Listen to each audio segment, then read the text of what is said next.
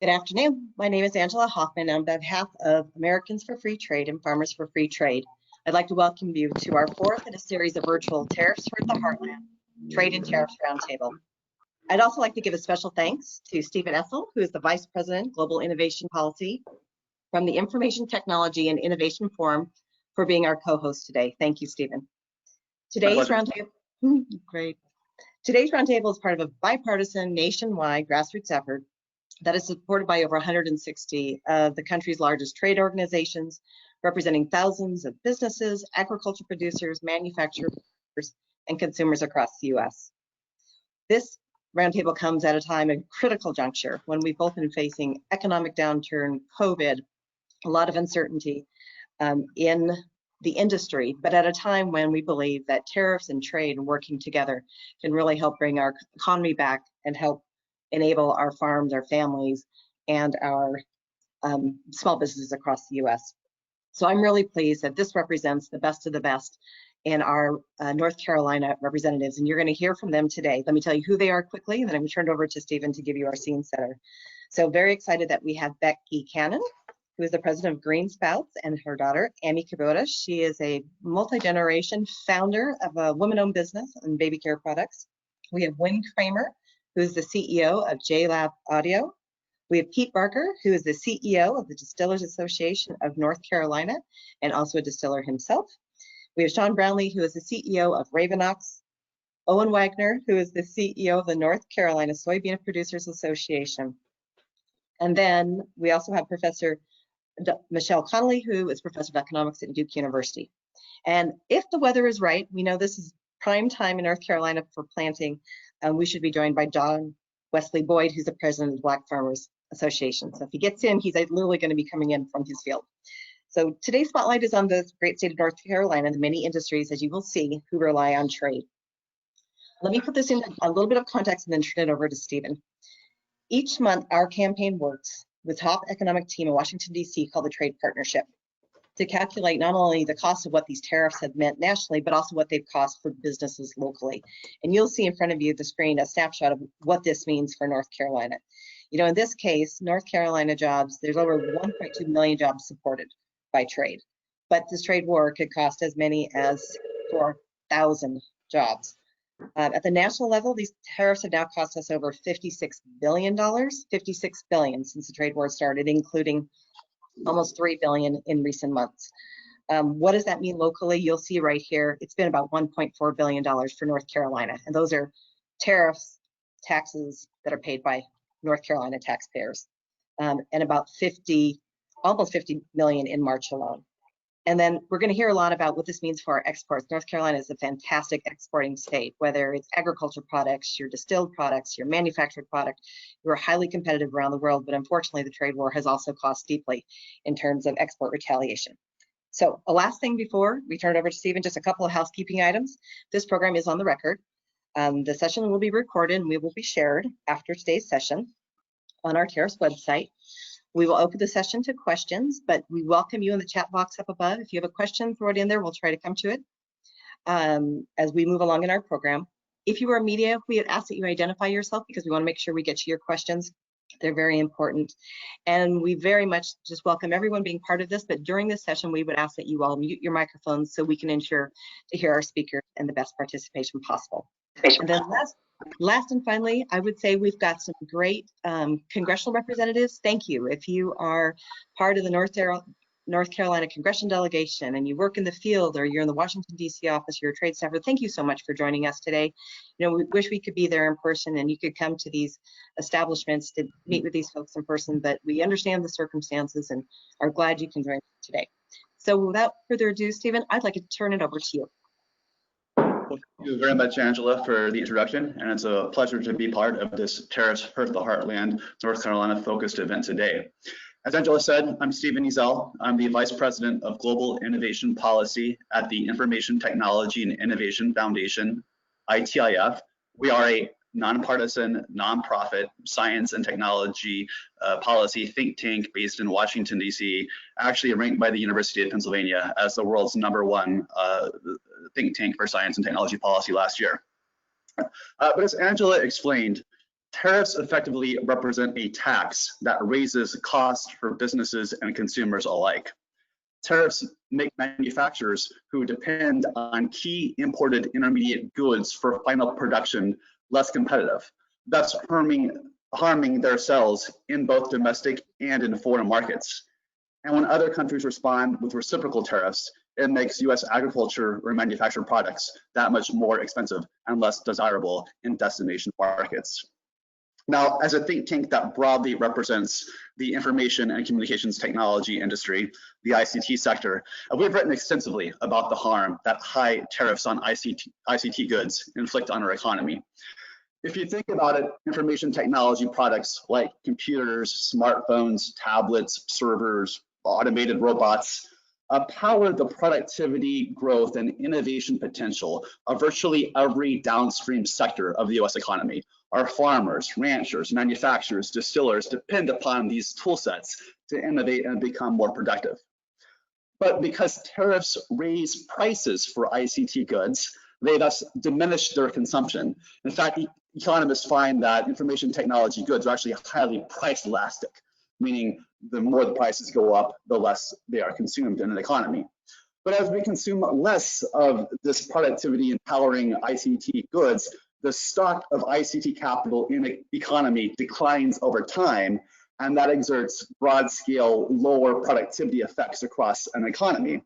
And that's why our research at ITIF finds that the impact on tariffs on ICT goods alone coming from China into the United States, the tariffs applied by the administration, are likely to reduce US economic growth by $330 billion over the next decade alone, leaving US households about $300 worse off than would have otherwise been the case. Now, more broadly, the tariffs applied by the Trump administration cost US businesses an estimated $2.7 billion each month. And according to the American Action Forum, tariffs applied thus far have raised annual consumer costs to Americans by $57 billion. According to Moody's Analytics, by the end of 2019, the Trump administration's trade war with China, largely predicated through tariffs, has resulted in 300,000 fewer jobs being created in the United States, with that effect expected to grow to 450,000 over the course of 2020. We'll see what the coronavirus impacts are, but the losses are profound. Even the Federal Reserve Board, in a recent report called Disentangling the Effects of 2018-2019 Tariffs on a Globally Connected U.S. Manufacturing Sector, concluded, quote, that the Trump administration's tariffs have led to U.S. job losses, particularly in the manufacturing sector, have failed to increase output, and have resulted in higher prices for producers and consumers. Angela detailed some of the trade effects we're seeing for North Carolina specifically. Trade supports 1.2 million jobs across North Carolina, which, like jobs in other traded sector or export-oriented industries, pay about an 18% wage premium. Already, North Carolina's businesses have had to pay an extra $1.4 billion in additional tariffs, and it's estimated that retaliatory tariffs applied on North Carolina's exports have reached $613 million already. It's estimated the trade war can cost as many as 63,500 jobs in North Carolina. To be fair, at ITIF, we do believe that the Trump administration is justified and right to confront countries such as China that have extensively used unfair trade practices like IP theft, massive industrial subsidization, or denying our firms fair access to their markets. That said, bringing cases before the World Trade Organization or enrolling like-minded countries to push back on these unfair trade practices is how we should be responding, not by introducing massive tariffs that have the effect of shooting our own selves in the foot and making our own economy less productive and inflicting cost on American and North Carolinian businesses and consumers. With that, let me say, again, it's a pleasure to be a part of this panel. My mom's side of the family is from Hickory. My father's side is from Raleigh, and I'm actually first cousins with Dale Jarrett. So it's good to be back in the room with some fellow North Carolinians. And with that, let me introduce now Michelle Connolly. Dr. Connolly, since 2012, has served as the professor of the practice in the economics department at Duke University.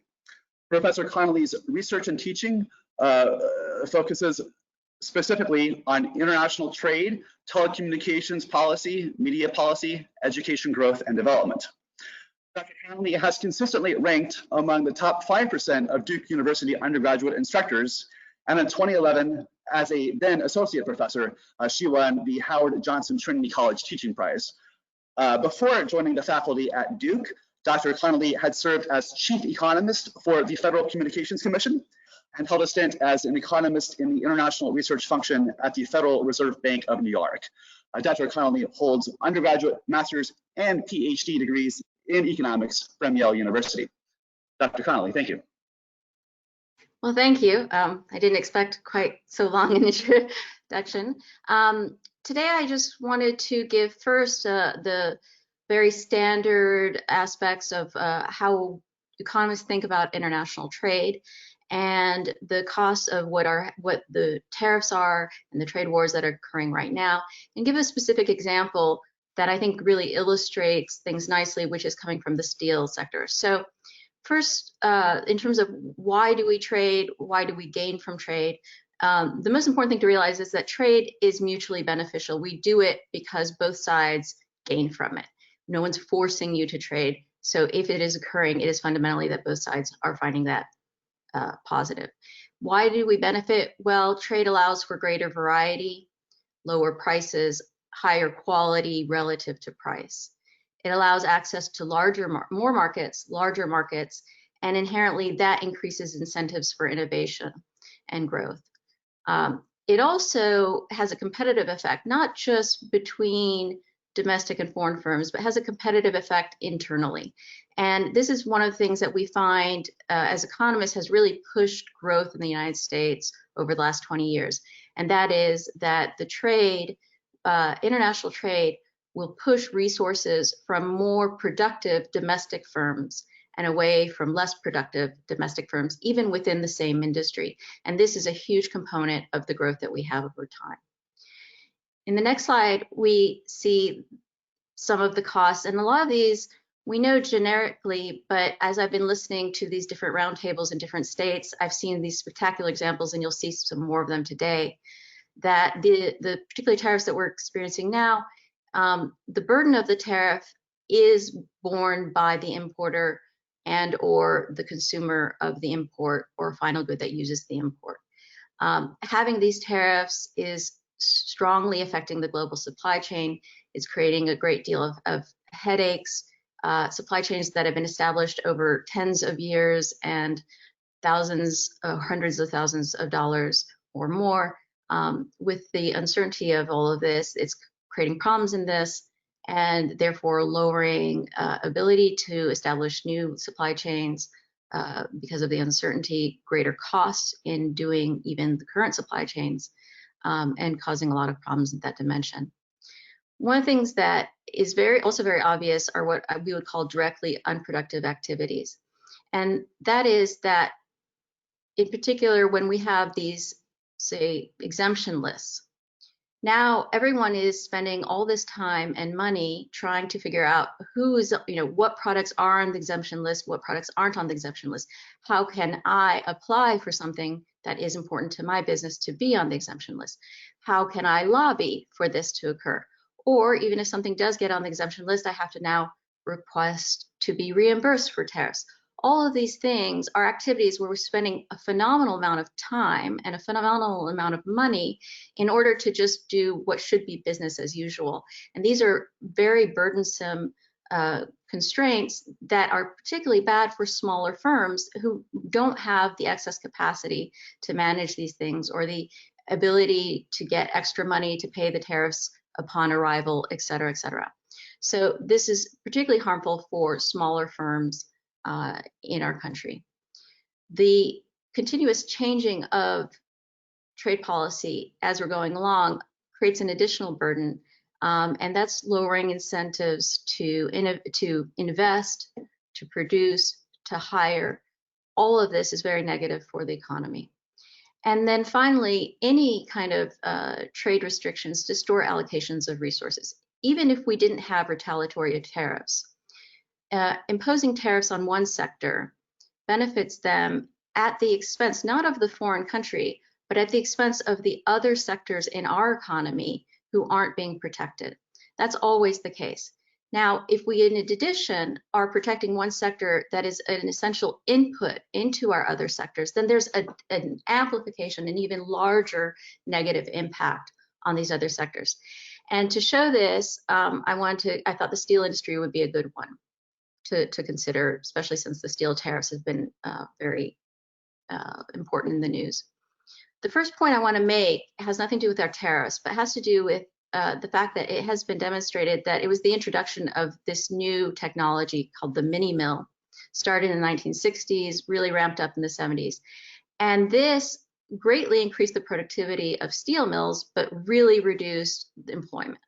So in like the period from 1972 to 2020, while we had a 28% increase in the productivity of our steel industry, this is the US steel industry, we had an 80% decline in employment. That's huge. And if you compare that to an average sector in the United States in that same time period, the average sector had only a 7% productivity growth, but also only a 5% employment fall. So that means that the industries that use steel or inputs from steel, or even the average sector, well, you have greater employment numbers than the steel sector. So in particular here, I showed that if the industries that use steel or steel inputs intensively tend to employ 80 times more workers than steel production. And North Carolina in particular had 54,500 of these jobs. In the next slide, we can see that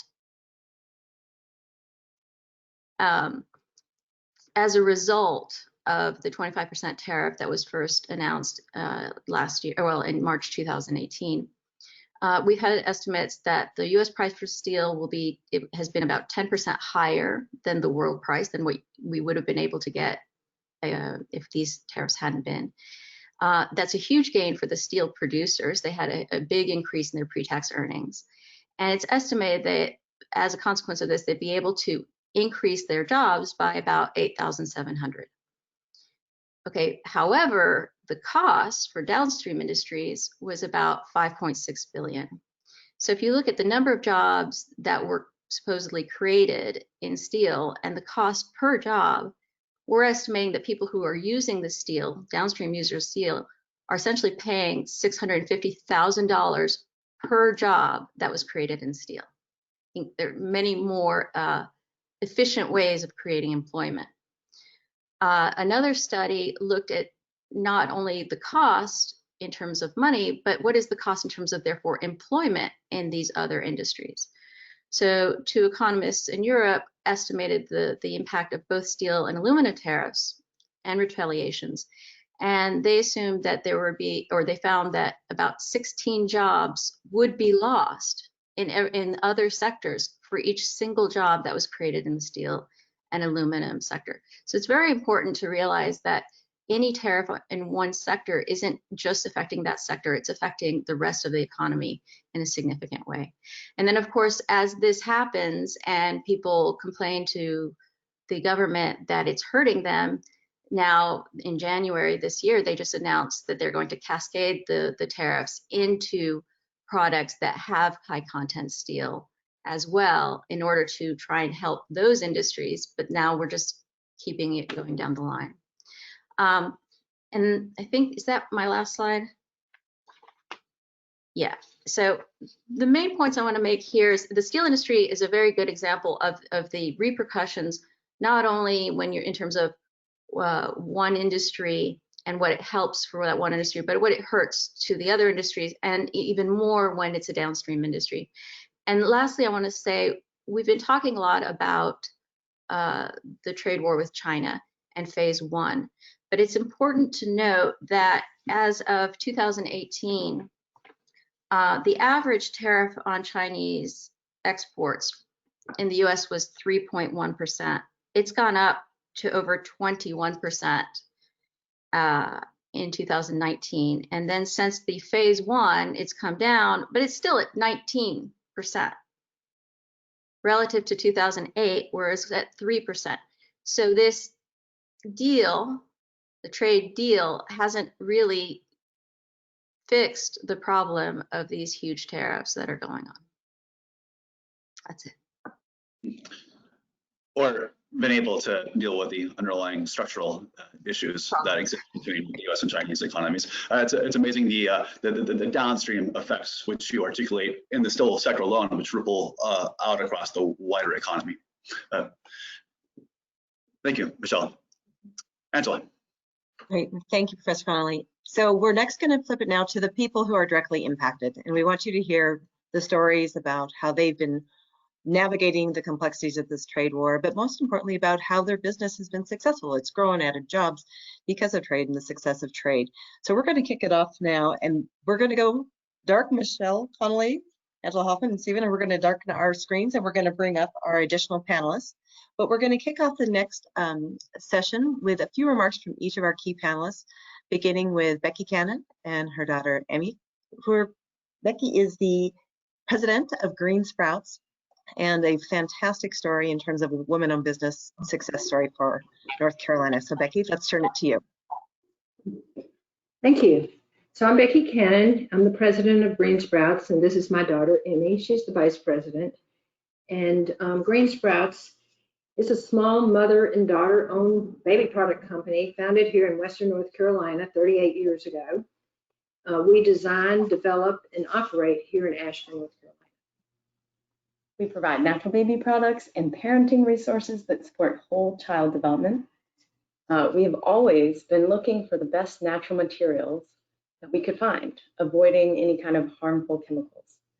To ensure the best quality, we test our products to the highest available international standards, and we sell primarily in the US to major retailers, online retailers, specialty boutiques, and natural grocery stores. We sell to over 50 countries across the world.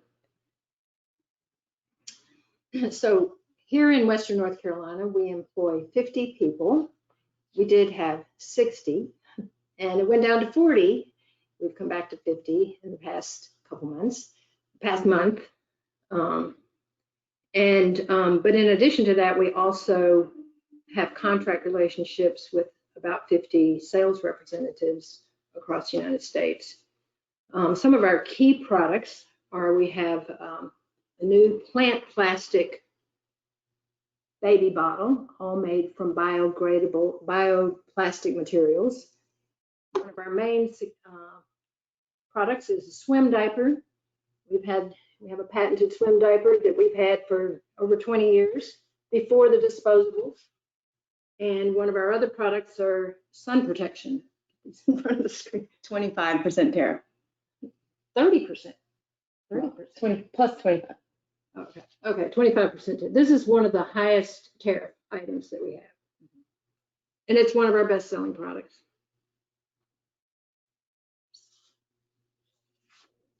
Next. But the financial impact has been very stressful for us. Over the past year, we've spent close to $1 million in tariffs. We're a small business, and these tariffs have really cut into our reserves and margins. But our company has absorbed the cost of the tariffs because we don't want to raise the price or sacrifice quality. It's been very difficult for us. So one of the challenging things has been that it's so unpredictable. The rates keep changing. There's no warning. We might have a container of hats on the water, and the tariff rate will change unexpectedly. And when they land, we have an extra $200,000 in tariffs to pay, to get them through customs. So it's really difficult for us to forecast and budget, particularly because the cash impact happens before the profit impact. So it's just hard to predict. Because we didn't have the reserves that we might have had if we didn't have the tariffs when COVID-19 hit, we've had to lay off unexpectedly about 30% of our staff. And these tariffs are affecting more than our businesses. They impact our larger community of team members, retailers, suppliers, and customers. We have manufactured all over the world. We started here in Western North Carolina with home seamstresses. They would come and get cut pieces in black plastic bags and take them home and sew them. And we really loved that model, but We later moved into larger production. We went to Alabama with contractors, Tennessee, Texas, Central America, South America, Thailand, India, Vietnam, China. We've really manufactured in a lot of different countries over the past 30 years. And wherever we manufacture, we always try to implement higher social and sustainability standards if they're not already in place. For example, we recently signed the Cotton Pledge Against Forced Labor, and we try to work primarily with BSCI compliant manufacturers. We have certified quite a few of our manufacturers with Oecotec certification, which is a product certification. And we feel that that increases value to our customer. And so we create these standards, and then we make sure that our contractors or vendors meet those standards. I've traveled to China for over 20 years. I did have resistance in the beginning, but it's been an amazing experience to see the change, the evolution of the infrastructure there. They have so many, one factory we go to has like 30-something engineers, and it's this last trip last year when I went, and it's really surprising to see how China has evolved over the last 20 years. It's the primary manufacturer for the world, and other countries that we've worked with and we are working with don't have the same infrastructure, and it's much more work on our part to have to get the packaging, all of the accessories, and that kind of thing. So we have been working on resourcing our products to Thailand and Vietnam, but it is difficult we can't quickly go to change our supply chain so rapidly, because we have to do a test order and make sure that the quality is maintained and all the standards are met. We've been working with factories in China for 20 years, and they just have higher, capabilities, more infrastructure, especially in things like making plant plastic bottles. So this has been a really challenging experience for us. We've been in business for 38 years, and anybody that's in business knows that there's challenges that you overcome, you survive, and we've overcome a lot of challenges, and the combination of tariffs and COVID-19 has really been something for us. We started making masks to pivot. So this has been one of our, it's the opposite of selling ice in Alaska for our salespeople. It's been easy to sell masks in a pandemic, but it's a way that we've pivoted in this situation. And the tariff is 7% out of China. So yeah, thanks for having us on this panel. It's something I have a strong passion about. Thanks, Becky. Thanks, Becky. Thanks, Emmy. Your story is really powerful, and talk about entrepreneurship and how you've grown a business, you've adapted across the country. And again, thank you for telling that story. So speaking of entrepreneurs and manufacturing in North Carolina, I'd next like to turn it to Sean Brownlee, who is the CEO of Ravenox. Sean, you have a great story as well, how you've been working and investing in a brand and quality and more. Please, we'll turn it over to you now. Thank you very much. I appreciate you having me on the panel today. My name is Sean Brownlee. I'm the founder and CEO of Ravenox. We are a rope manufacturer, direct-to-consumer retailers. We're headquartered here in Burlington, North Carolina. We primarily manufacture rope and rope-related goods, whether that's a dog leash or a horse lead or anything for macrame products or offshore oil rigs, the mining industry, you name it. It's one of the oldest tools known to man. I spent a good deal of my life deploying with the Marine Corps. During that time, I met a number of great people who told me that there's a lot more ways to serve one's country than just through military service. We see those people every day right now, from teachers and first responders and everyone who's actually helping out during this COVID crisis. For me, I felt that creating jobs and bringing manufacturing back to America would be how I would successfully transition from the military and continue my service outside of the Marine Corps. It would also help me hire veterans and help other military service members transition from service and provide a meaningful career for those after their time in service. So trying to keep everything based in the United States and local is one of my primary goals as I started the business. And trying to figure out what I was going to do in the first place was difficult enough, but then trying to find American manufacturers who could actually produce the goods that I was looking to sell was even more difficult. In short, that's one of the reasons, because of the supply chains, that we ended up becoming manufacturers ourselves. With that, there's a number of products that are just simply not made in the United States anymore. We've offshored so much of our production that it's very difficult to maintain the ability to supply goods. And we've seen that just especially during this crisis with something as simple as face masks and respirators. There are very few manufacturers, and to successfully scale your business and grow, it's difficult if you're not going to China or you're not going somewhere else for some of these goods that are just simply not available here.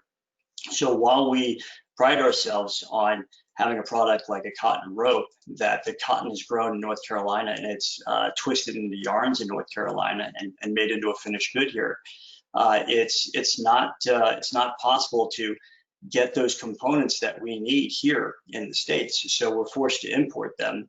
And while we're doing the assembly here, it's very difficult when we have to look at what these costs are and increasing them. So as a fast growing company and a fast growing business, our biggest challenge is cash flow. And the planning that goes into that, and the biggest input to that cash flow is inventory and our production costs. So because we've had so much uncertainty with these tariffs, our production cost, we have no idea where it's going to be, so we're very conservative with our hiring plans and the money we're putting into innovation and product development and into marketing. We're also forced to be more conservative in our approach that we take to having cash on the balance sheet to absorb these costs or increases that may or may not happen. So while we are the tariffs have benefited us by improving our competitiveness with our counterparts around the world, raising tariffs on production inputs has ended up hurting us by raising the cost of our production. So if we didn't have these tariffs, as a small business, starting up with, I was the only employee of the business 8 years ago. Proud to say that we have 20 employees in North Carolina now. We've been growing. The pandemic has had a significant impact. We've lost about 50% of our employees while we're actively hiring. It's a very difficult time frame, especially just this past week with curfews, having an impact on our ability to keep our facility open. So there's enough uncertainty with everything else that's going on right now to add these tariffs to the situation, and the further uncertainty that's created with us means that essentially for us to continue our growth and this lean business model that we have, we have to eat a lot of these costs, and doing so, I'm not able to fulfill my original goal of creating more jobs. And knowing that we've spent, as a small business, we've spent over $150,000 in tariffs, and knowing that that equals a certain percentage of our production costs, that we're not able to hire another 10 employees that we would want to. I know we have a number of other US manufacturers that we work with that are facing the exact same problems, and they have the exact same concerns. We know that well over 100 employees are maintained by our direct-to-consumer business model approach, and the fact that we can keep them employed as well is something that we're very proud of. But we know that, with this uncertainty, there's a huge number of those folks who are just simply not employed anymore. We know that it takes forever to change your supply chain. We know that it takes, as Becky was just saying, that, with having to reorient and look at your growth and whether that production comes from the United States or China or elsewhere in Asia or anywhere else around the world, it takes a long time to develop those relationships. And it takes time to know that your manufacturer that you're working with, whether it's a finished good or a component product, is going to produce to those same standards. And those certifications that were just mentioned previously, they come from having that certainty. And in a world of uncertainty right now, this is one of those things that's just adds to the inability for American businesses to grow. Thanks, Sean. And some really impressive visuals of your products here as well. And I love the innovation in the manufacturing story, and the opportunity to grow that business at a critical time too will be very important as we move forward in this policy discussion around trade and tariffs. To that end, I'm really pleased next to have Wynn Kramer, who is the CEO of JLab Audio. We know that so many of your colleagues across the country, in fact, we've had a number of tech companies like yours participating, have been impacted. These are long-term companies. They're highly established. It's little secret sauce of also adding to U.S. manufacturing with unintended consequence. So Wynn, you're also going to talk about the consumer impact. So we're looking forward to hearing from you today. Wynn? Yeah, good morning. Thanks for having me. And as odd as this sounds, it's somewhat refreshing to hear Sean and Becky and Emmy's stories. And I say that because half the time I feel like I'm beating my head against a brick wall. And it's I guess it's nice to know that others are also beating their heads against a brick wall, as odd as that sounds. Certainly good to be on the call with North Carolinians. My aunt lives in North Carolina. I had Thanksgiving there last year. Up in Mill Spring, had a beautiful time. I'm looking to get back this July if things calm down a bit. But similar to what we've heard, JLab Audio is a job creator. We started this business to make awesome audio products that everyone could afford, and with that, we created jobs that we created out of thin air. They didn't exist before. We didn't take them from somebody else. We built them. And as such, we really define our business as the true American success story. We make things like, I'm sure everyone's familiar with the Apple AirPods that are sticking out of everyone's ear, and we make a very similar products. I don't know if that's coming through, but we make it at price points that everyone can afford. And in these times, I think affordable products are even more important than ever.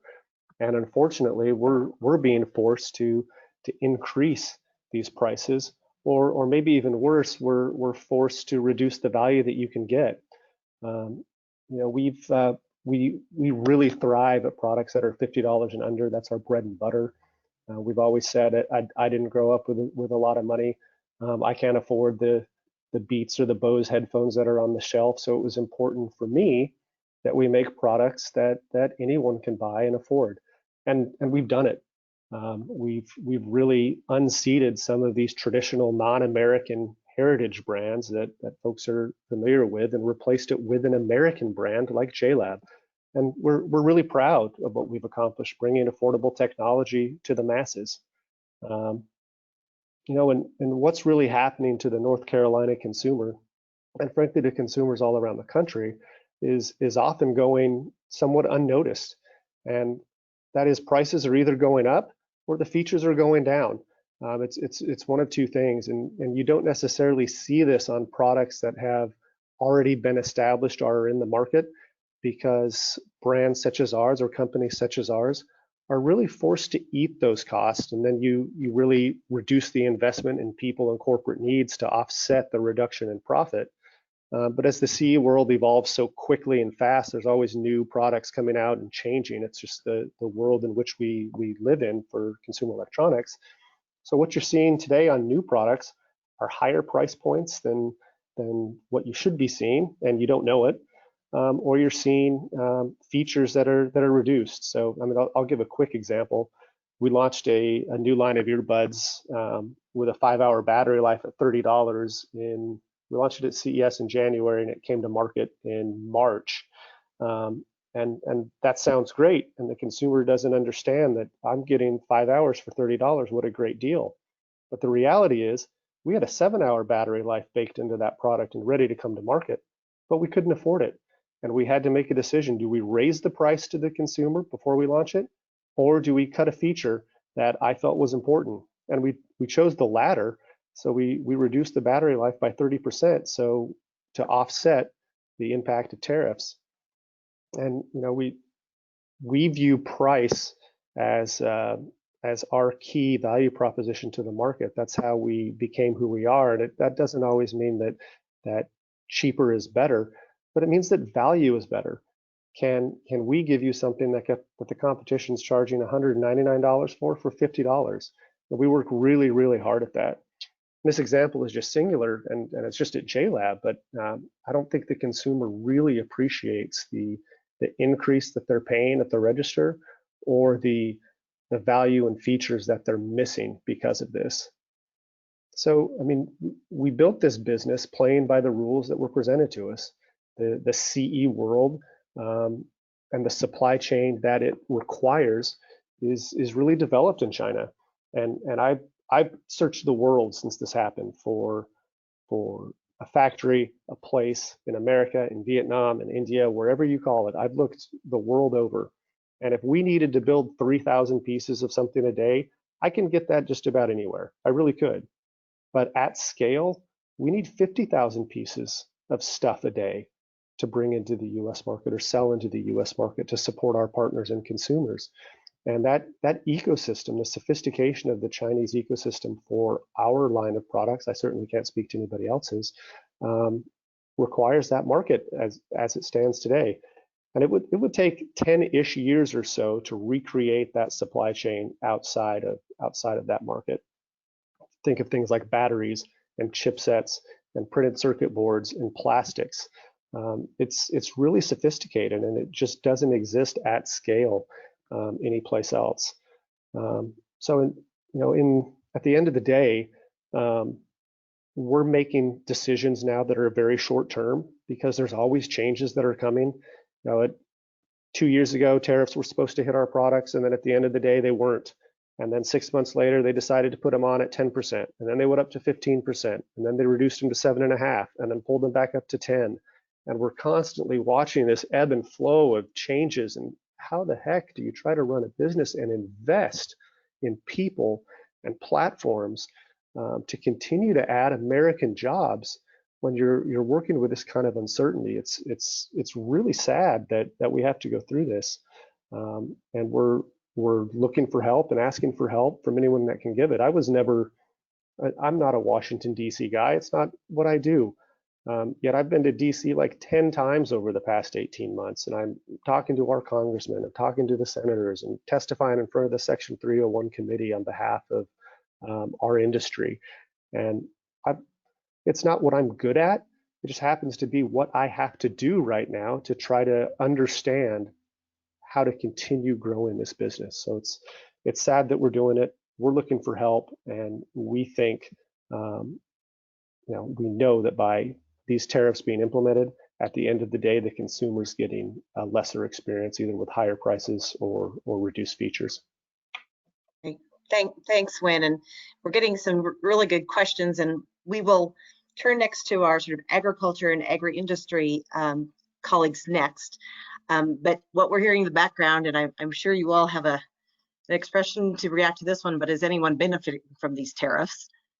We will also come back to what can we be doing to get engaged. But with that, we're next going to turn to iconic industries within North Carolina. And I'd first like to introduce Owen Wagner, who's the CEO of the North Carolina Soybean Producers Association. As we talked about at the top of the program, it's not just the inbound tariffs, but the amount of stress and strain that's been put on the system because of retaliatory tariffs from our trading partners, but also the complexity of what's happening in the market. So Owen, I'm going to turn it over to you. Yeah, Angela, thank you for the introduction, and thanks for the invitation to participate in this very important panel discussion. So as you mentioned, my name's Owen Wagner. I'm CEO of the North Carolina Soybean Producers Association, and what that means is that growers have essentially elected to tax themselves collectively, and as an association, we pool those funds, and that tax is known in the industry as a checkoff. We pool those funds and we fund things like research, market development, community outreach, and then our same staff from a different bucket of money does engage in some lobbying activities as well. So for those of you who don't know what soybeans look like, here's a bag that comes from Person County that's on its way.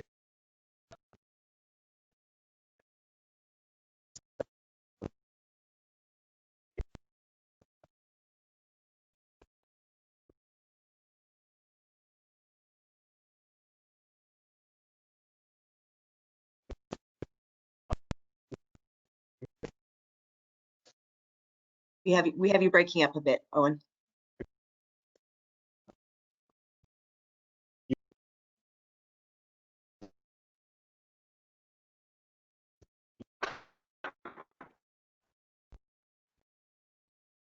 Just for the record, those aren't JLab headphones.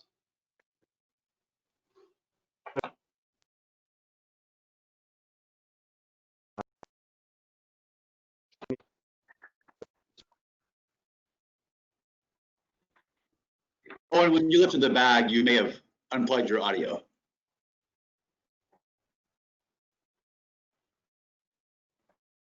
And Owen, let's troubleshoot offline while you are getting back on. Why don't we turn it to our distillers just so we can keep it flowing and we can get you back online.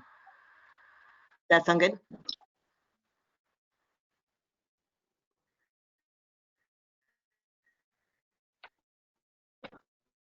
Okay, so Angela? we're gonna, yes.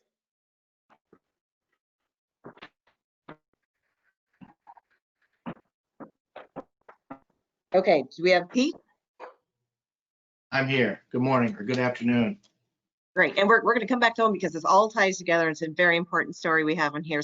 So Pete is the executive director of the Distillers Association of North Carolina. He is also the CEO of Southern Distilling Company, and this is an industry you've been sort of at the tip of the spear since this trade war broke out, Pete. And looking forward to hearing your story about sort of the triple whammy of how you have been impacted. So Pete, please. Right. Well, look, I appreciate the opportunity. This is a really important discussion, more so now than ever. This industry has a lot of barriers to entry. It's a capital intensive industry. And it takes a long time to be successful in this industry. But we represent, the Distillers Association of North Carolina represents the 90 plus and growing distillers that call North Carolina home. North Carolina has really become a leader nationally in this industry, and we are part of a larger community of more than 2,000 distillers across the United States. So I'd like to tell you a little bit, I think what I can provide is kind of a boots on the ground perspective of what it means to be a small family organization and how these tariffs really impact us. And really more importantly, the point I'd like to drive home is it doesn't just impact us. It really has tendrils that touch a lot of other people, both locally here in North Carolina as well as on a national level. My wife and I started this business 8 years ago. People said we were crazy. We borrowed a lot of money. We took, basically all of the money that we had available to us, and we started on this grand adventure of building a craft distillery here in North Carolina. So we're in Statesville. That's right in the center of the state, just about 35, 40 miles north of Charlotte. But, over the course of the past 8 years, we've been very fortunate. We've been able to grow the company. Today we're pretty proud. We're one of the largest craft distillers in the United States. We have a gross annual capacity of about 15,000 barrels of whiskey. Most of the product that we produce is bourbon. And so I would like to put that in perspective. So 15,000 sounds like a lot. We're big in terms of the pond that we swim in with the craft distillers. But if you put this in retrospect or compared to what that looks like, where we can produce 15,000 barrels a year, some of the larger producers, can produce millions of barrels a year. So there's a big gap between the big guys and the little guys. So think about, AB InBev, Budweiser, and then some of the craft brewers in your own neighborhoods. It's a lot of similarities there. There's really two parts of our business. We do have our own branded SKUs that are out across primarily the East Coast. The biggest part of our business is contract production. So we produce product for other brand owners, not just in the United States, but internationally. So, we've got a lot of experience with folks from a variety of markets. And I can tell you that the tariffs are impacting all of us in different ways. But, to answer the question, relative to the beverage alcohol business, I don't know of anyone that is benefiting currently from the current environment. I think that's important. One of the other things I want to point out is that we're pretty proud that the vast majority of the grains that we use are produced by local growers. So at any point in time, we've got roughly 3,000 acres of grain in production within a 15-mile radius of our facility. We use 30,000 pounds of locally produced grain every day. So just as a prop, I don't have a lot of slides, but this is local North Carolina corn. You know, this is the primary consumable that we use in our product. This is North Carolina wheat, secondary product that we use. You know, for every person that we employ in our distillery, we're impacting 4.5 people out in the field who are supporting us through the supply chain. I think that's the important piece that's sometimes missed. So we employ 20 people directly here, but we're impacting nearly 100 in our supply chain. The vast majority of those folks are in the agricultural sector. And I think that that's one of the things that we all need to bear in mind. You know, let's turn to a little bit, you know, directly how the tariffs really impact distillers. So it impacts us in two ways. One, from the import side. I know a lot of you are importing some of your raw goods and some of your finished goods. We don't import a lot of things. You know, the way that we're impacted primarily is export. But let me start with the import. You know, a lot of equipment is produced overseas, whether that be France, Germany, other European countries. A lot of that equipment is coming from China. So obviously there's a direct impact. But there's also an impact because we live in a world where commodities are exchanged on a global market. So case in point, we just made a significant investment in expansion. We added 6 new very large fermentation tanks to our process. These were produced in Washington State. So, you know, the question might be asked, okay, well, how did the tariffs impact you? Well, because a lot of the materials used in those tanks are global commodities, our overall cost of that expansion went up nearly 20%. So that wasn't something that we budgeted for, but that's, you know, that's what we had to deal with. So that was significantly important. But I think that the way that tariffs really impact the majority of us is really more going to be on the export side. So real quick, 65% of American whiskeys are subject to tariffs. That's a lot. What's more important is the vast majority of those exports are going into the EU. Right now, the EU has a 25% tariff on our products. You know, what's that? That's resulted in nearly a 20 to 23% drop just over the course of 2 years in exports going into the EU, and a 30% drop globally. That's a big deal.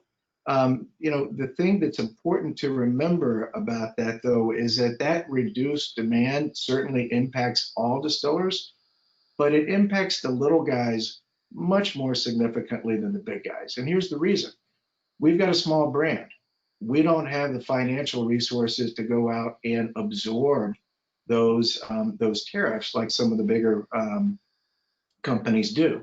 So we've basically got to pass those costs to the consumers, and that effectively kills the opportunity for smaller producers to enter the European market. We had plans this year to export into Europe, and there is zero opportunity for us to do that simply because we're deemed uncompetitive. So, you know, again, I'd like to just kind of finish with the point that the little guys get hurt the worst, I believe, when it comes to the impact of tariffs. And the fact is that it doesn't just impact us as a producer. The greater impact is on those other 4.5 employees that we're impacting outside, many of which are agricultural workers right here in North Carolina. Thanks, Pete. And it's a really powerful story. And, you know, you talk about growth and opportunity, how you want to export. The potential is there. Everything is right to grow that business. However, we're facing these very difficult tariffs. With that, I'm very glad that I actually see Dr. Boyd on. He is the president of the Black Farmers Association. Hello, Dr. Boyd.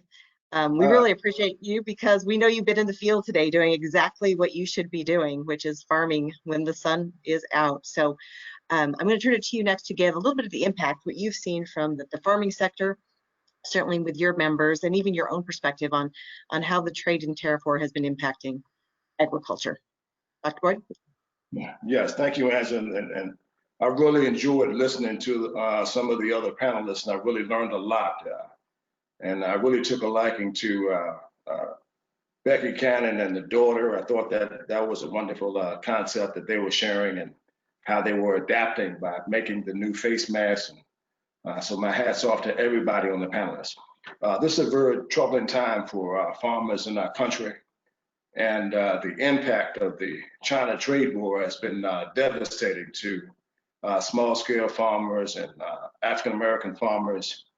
And the administration has tried to put out, payments and relief packages that very seldom reach small-scale farmers and farmers of color.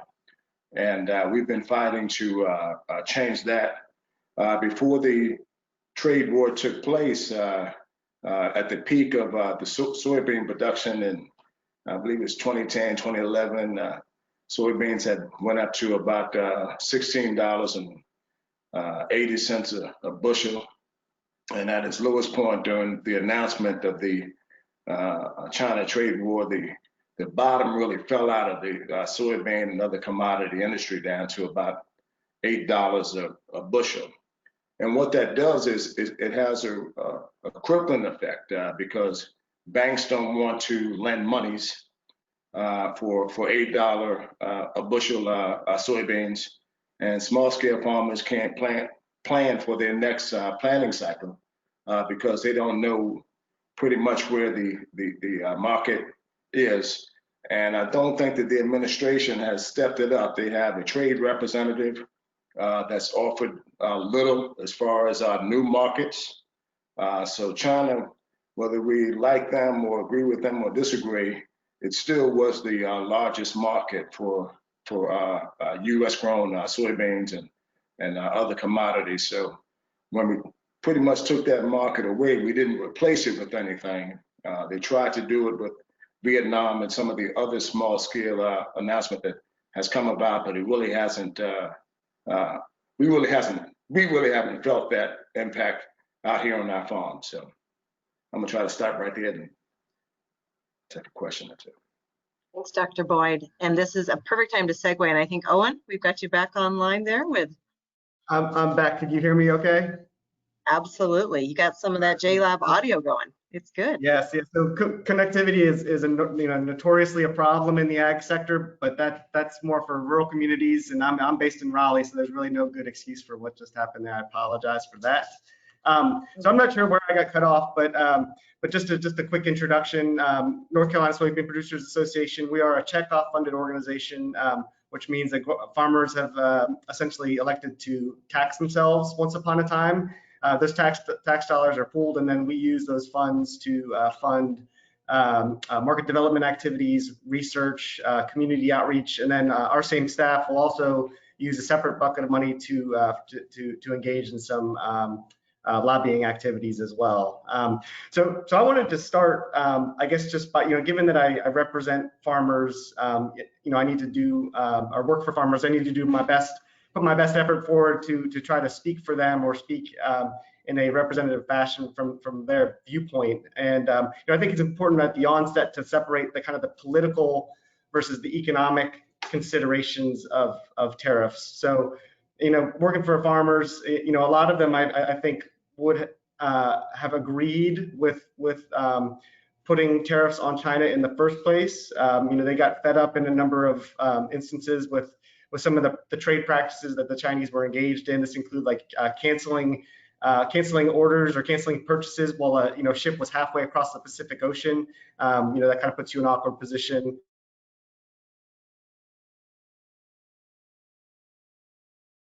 Stockpiling grains, commodities, but not being very transparent about the size of those stocks. There's various phytosanitary restrictions that they've engaged in agricultural trade, rejecting shipments for obscure or irrelevant or just inconsequential levels of foreign material, that kind of thing. And then, of course, the broader issue that people in other industries talk about, which is like issues like forced technology transfers as well. Farmers are certainly sensitive to that. So that said, even though there was some political support for the tariffs against China in the first place, there is broad recognition across the sector that, an acknowledgement that economically these things have been absolutely devastating. So I think, Angela, you had used the term tip of the spear at one point, and soybeans, we certainly fall under that banner. If you dial this conversation all the way back to 2018, when this tit for tat started, U.S. soybeans were a natural target. At the time, we were sort of vying with aircraft as being the largest export to China in terms of dollar value. And so things obviously got progressively worse over the spring of 2018, and by that summer, you saw the full impact of these tariffs being felt on U.S. soybeans, and basically that manifested itself as U.S. soybeans being put on sale in the world market. So if you looked at Brazilian soybeans prices, for example, at that time, they were maybe just north of $10 a bushel. But then, as Dr. Boyd mentioned, U.S. soybeans were selling for about $8 a bushel, and that's just simple law of supply and demand. There was fewer outlets for U.S. soybeans to be sold, and as we were scrambling to find new markets, we were kind of left holding the bag and had to get really aggressive with that price in order to find those new markets. So that said, after several months, things did start to find a new equilibrium. It wasn't nearly as good as where we were before. This collection of smaller markets, Europe, Vietnam, that Dr. Boyd mentioned, India, this was in no way a replacement for the loss of that Chinese market. And one thing that Dr. Connolly mentioned in her introduction is that these tariffs, they introduce certain inefficiencies into the global supply chains, and we certainly felt that in soybeans. So even though we were ultimately selling these soybeans into India, that's not really a natural market for us. It just by a factor of geography or function of geography, that is a market that is more, or that Argentina and Brazil should be more competitively positioned to sell into than the United States. But that's kind of where we were left to sell these soybeans in the absence of China. Another thing I wanted to talk about was just some of the unintended consequences. When you get into these various tariff battles, of course, in the case of soybeans, when a soybean is crushed, you get oil and you get meal. That meal is fed to livestock. So it doesn't take a big leap of the imagination to recognize that if there's going to be tariffs applied on livestock products, on pork, on poultry, that it's going to hit soybean producers domestically here as well. But things were much more insidious than that. And so I'll give you a very North Carolina specific example. When North Carolina exports soybeans, we don't put it in the hull of a ship like they do in the Midwest, going out of New Orleans. Most of our exports, and the same would apply to Virginia, where Dr. Boyd is from, those get loaded onto a container. And by virtue of being close to the population centers on the East Coast, we get very favorable backhaul rates for those containers. So you think about all the people living on the East Coast, the shoes, the iPhones, those kinds of products that are being imported largely from Asia, largely from China. And those containers, rather than sending them back to China empty, it makes sense to fill them up with something. But with this disruption, there was far fewer containers in this East Coast geography, and those container rates shot up as a result. So this was something that none of us, I guess, had predicted, had thought about. But it's just yet another way in which these tariffs have manifested themselves as pain for the farmer. Since 2018, the ag sector has been through a series of unfortunate events, not all of which can be blamed on the trade war. You've had the African swine fever. You've had this price war that the Saudis and the Russians are engaged in with oil. And then now, of course, you have COVID-19, and collectively, all of those have just been, added insult after injury. But if it weren't for the trade war, farmers would be in a much better position to kind of be battling these other challenges that we're facing today. Another thing that I wanted to talk about was how the trade war has sort of opened a window. So when you think about the international trade of soybeans, exports are dominated by 3 countries: the United States, Brazil, and Argentina. And traditionally, what's really helped the United States out the United States competitive position is that, at the farm level, we tend to be a little bit more on the expensive side of things, but we have a world-class logistics system, which Brazil 2 or 3 years ago did not have. But what they've been able to do is in this period of increased activity, increased commercialization with China, is to invest in some improvements in that logistics, in that supply chain in country. And they're never going back to the way we were before. We permanently lost some of that logistical advantage that we held vis-a-vis Brazil as the result of this trade war. We've had a few other FTAs negotiated in the last couple of years. USMCA, of course, or NAFTA has been renegotiated as USMCA, which we're very pleased to see. There's been a trade agreement with Japan that's been negotiated. And you see some baby steps being made in terms of rectifying the relationship with China. But I think that's a really important lesson from all of this as well, is that once you engage down this path of saber rattling, it's really hard to win back trust. I mean, to a certain degree, I think everyone here would agree that there's this now antagonistic element between the United States and China. China has made these commitments as part of the phase 1 to increase its agricultural purchases, and they're not even anywhere close. And I think that antagonism, that sullied relationship, certainly has played a part in that as well. Thank you. Thanks, Owen. So really powerful stories, whether you're an entrepreneur, you're a small business, you're an expanding business, a manufacturer, a distiller, a farmer in North Carolina, everyone's feeling effects. And I think one thing that we've certainly heard today is sort of the number of unintended consequences that reverberate throughout the supply chain, but also throughout the jobs market. I'm sensitive to the fact that we could stay on here for another hour. I would love to keep asking these questions. So I'm going to bundle a couple of the questions in a little bit of a speed round that we can ask the panelists. And I'm going to kind of work my way across the screen, but here's what I'd like you to ask. This is a critical time in terms of economic development, and there's been a lot of discussion and efforts actually by members of Congress and in the Senate to eliminate or postpone the tariffs. So two-part question. One, what would you do if you had those additional dollars back in your pocket? How would you invest them right now? And then two, what message should we be sending to our officials about resolving the issue? So I'm going to start, if I can, with Becky and Emmy. Well, we had planned a profit sharing program for our staff for 2020 that's now canceled. We had a community building program with education and professional development that's on pause at the moment. We planned a philanthropy program that is now on hold.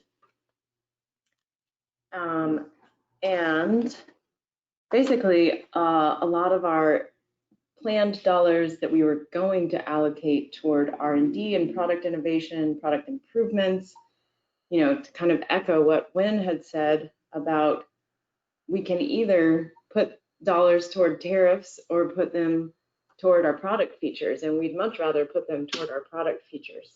But right now we're putting them into a non-value added line item, which is tariffs. And I think that our mission is to provide safe, quality products at an affordable price, but ultimately businesses can't just continue absorbing these tariff costs. We'll have to begin reducing our value by reducing cost, or we'll have to start raising the price, neither of which we really want to do. It's definitely been a stressful time for us and others in our industry. Some are not going to come out on the other side between the tariffs and the pandemic and the recession. As Wynn said, that consumers are really the ones that eventually will pay for the tariffs. I mean, they either will have the unintended consequences of lower quality, which we're not going to compromise our quality, but if they buy baby products from other brands that have to reduce the quality, there could be some safety issues that could be really dangerous for babies. They're basically going to be either paying less or paying more. They're going to be getting less or paying more. So or have less options, because if you look at all the companies that have gone bankrupt, like all these department stores, so those are less options. That the tariffs, I'm sure, have impacted their business too, which has made it hard for them to survive in this pandemic. Anyway, the Chinese are not paying the tariffs. I don't know who thinks that's really happening. And as you all know, we're paying them, and eventually it will sort down to the value that the consumer gets. Thanks so much. And again, I heard you say earlier, $1 million paid. That's breathtaking. Wynn, a couple remarks there for you. What would you be doing if you were not spending a lot of money on tariffs? Yeah, so I mean, it would go back into the product clearly, as I suggested. That 5-hour battery life would become 7 or 8 or 9, which is important to me. But I think more importantly, we've been forced to really evaluate the business and begin to pivot towards more profitable geographies. And those more profitable geographies, unfortunately, right now are not here. So our expansion in Europe was elevated and escalated, and we're investing in dollars in people over there versus dollars over here. And that's an unfortunate consequence of this, that we are still creating jobs. They're just not American jobs right now. And that's, in my opinion, pretty sad. Thanks, Wynn. And Sean, how about you? You're a manufacturer as well. So as a manufacturer and as a retailer, we're dealing with this on both fronts. When it comes down to how we could reallocate these funds if we weren't paying these tariffs, it's very simple. It's jobs. We're all small businesses on one front or another, and small businesses are the creators of the majority of the jobs in this country. There's a lot of uncertainty, especially with everything that's going on right now. We know that the future is changing with robotics and artificial intelligence, and how much that's going to impact jobs in the future as well. We're trying to do everything we can to maintain employment here in the United States. So bottom line is jobs, and how much these tariffs are impacting us. And that's the same message that I would send to our legislators who can have an impact, is to consider not just the IP infringement and everything else that's going on. This is a complex issue. At the end of the day, this hurts small business, and small business is what drives this economy. Thank you. Let's go to Pete and our distillers. Yeah, well, it's real simple for us. We're going to invest in our people, specifically employee benefits. That's one of the biggest challenges as a young company. And that's the first place that we would make those investments. And the message to legislators is really simple. We're not looking as an industry for a handout. We just need you to remove the hurdles and the impediments to our success. It's just that simple. And, I would be remiss, even though we're talking about tariffs, if I didn't put a plug in for a permanent reduction to the FET, or federal excise tax, which disproportionately impacts small producers. Thanks, Pete. And let's turn it to Owen.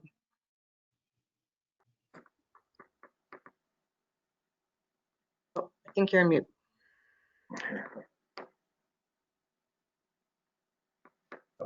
Sorry about that. As a very capital-intensive business, I think, I'd love to have a more glamorous answer for you in terms of how we would reinvest, but ag is a very capital-intensive business. Margins are very slim. I think for many of our guys, they'd be looking to pay off debt and build cash reserves. For larger guys who are in a better financial position, they would be taking the logical steps that I think a lot of my fellow panelists have echoed here, which is to invest in their operations. But unfortunately, for many of our guys, and I think your graphic down here really speaks to that, this farm bankruptcy statistic, that many of them are just at the point now that they need to pad those cash reserves. If we were to have a one message going to lawmakers, it would be that we've spent decades taking steps toward this much more globalized world, and it just doesn't make sense to try to recreate the economy of the 1950s, 60s, or 70s. Certain industries, it just doesn't make sense to try to bring those back to the United States at any cost. We need to respect the competitive advantage of other countries, and I think in turn they will respect ours and import our products. Great. Thanks, Owen. So Dr. Boyd, we're going to let you and Ms. Kara have the last word on this one. Basically, of course, we would invest back into our farming operation and get some new help here on the farm, but also for the members of Congress and the staff that may be listening. Farmers don't want a handout. We want free trade, and I would much rather be selling my soybeans at $16.80 versus $8.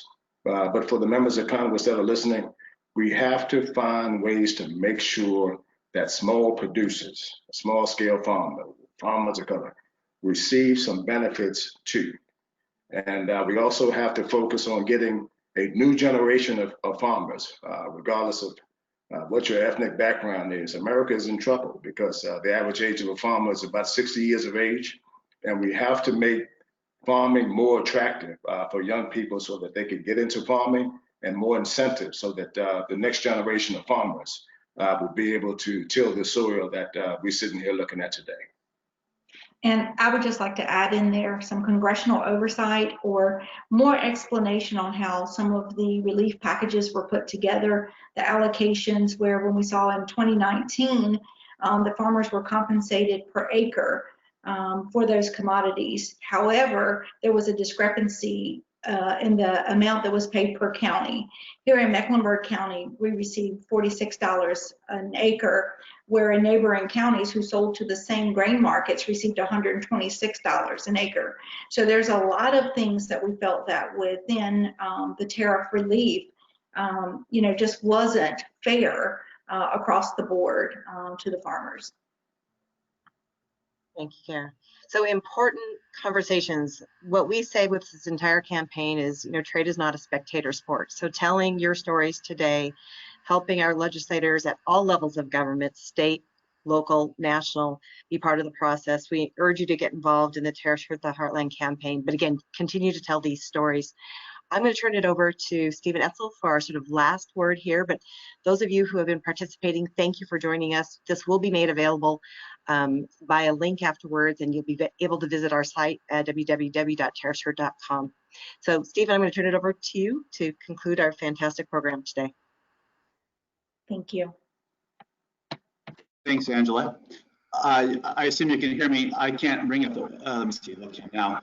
All webcam spaces are currently being used. There we go. Well, thank you to all the panelists. This has been an incredibly important and powerful discussion.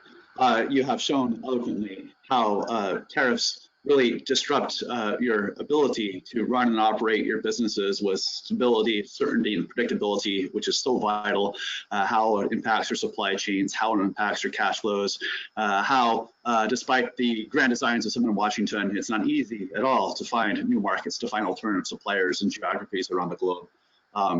We do have structural issues we have to address in the international economy. We have to advocate for enterprise-led, market-based rules govern trade and bring alliances of like-minded countries together in that cause.